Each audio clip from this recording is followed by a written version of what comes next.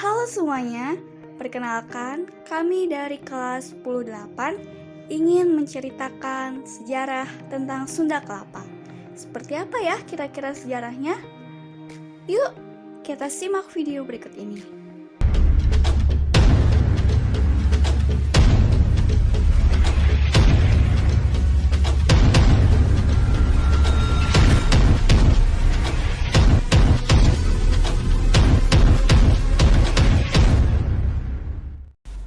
Sunda Kelapa. Pelabuhan Sunda Kelapa merupakan salah satu pelabuhan tertua yang ada di Indonesia dan merupakan cikal bakal terbentuknya kota Jakarta.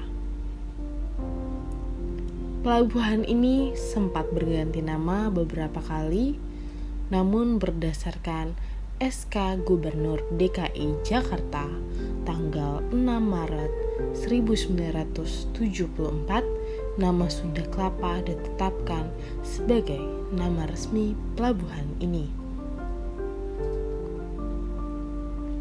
Pelabuhan Sunda Kelapa sudah ada sejak abad ke-5 dan merupakan pelabuhan yang berada di bawah kepemilikan Kerajaan Tarumanegara.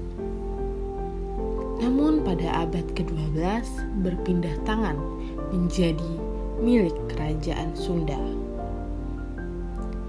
Sejak Kerajaan Sunda berhasil menguasai pelabuhan ini, Pelabuhan Sunda Kelapa berhasil berkembang menjadi salah satu pelabuhan penting yang ada di Pulau Jawa, mengingat lokasinya yang cukup strategis.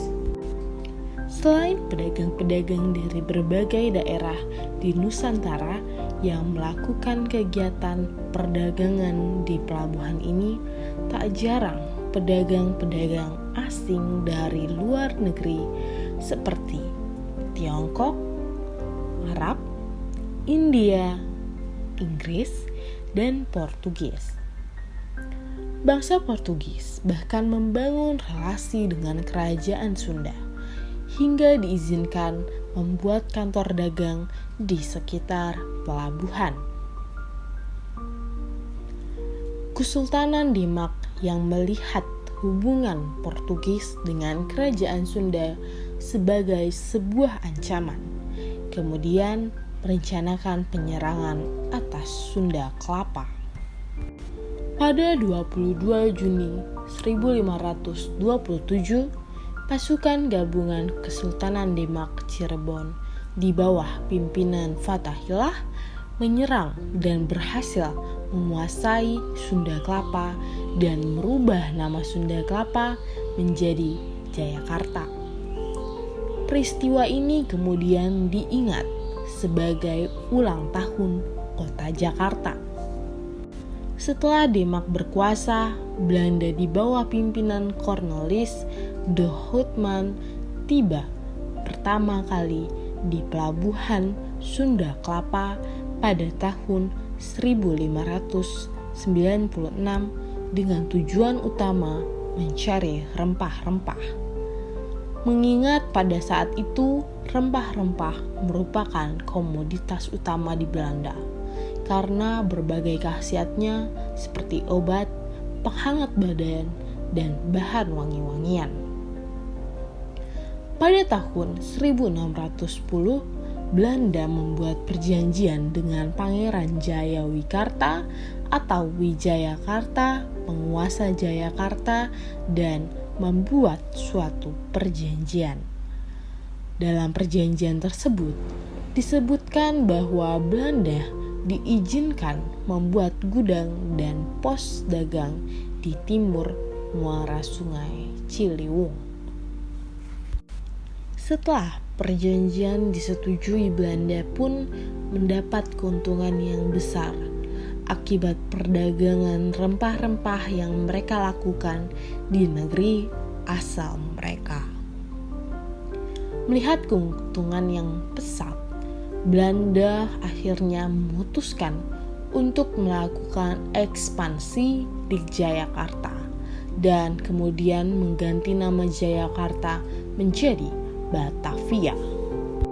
Di bawah kekuasaan Belanda, Pelabuhan Sunda Kelapa kemudian direnovasi.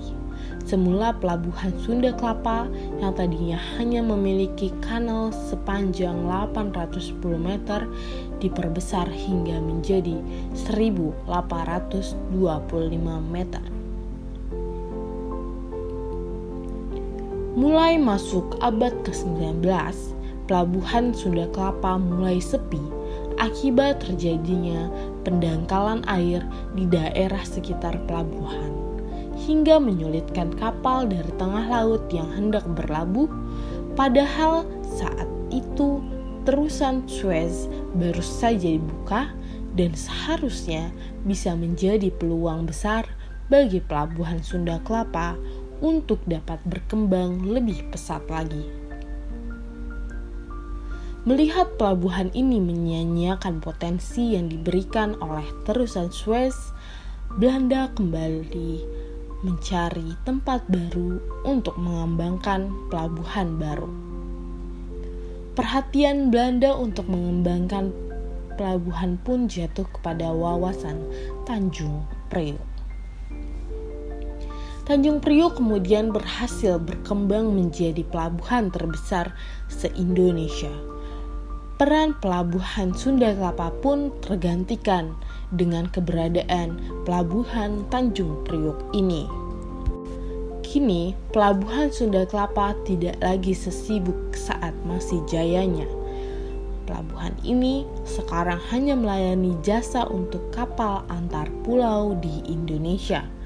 Namun, mengingat memiliki nilai sejarah yang tinggi, kini pelabuhan ini dialihfungsikan menjadi situs sejarah.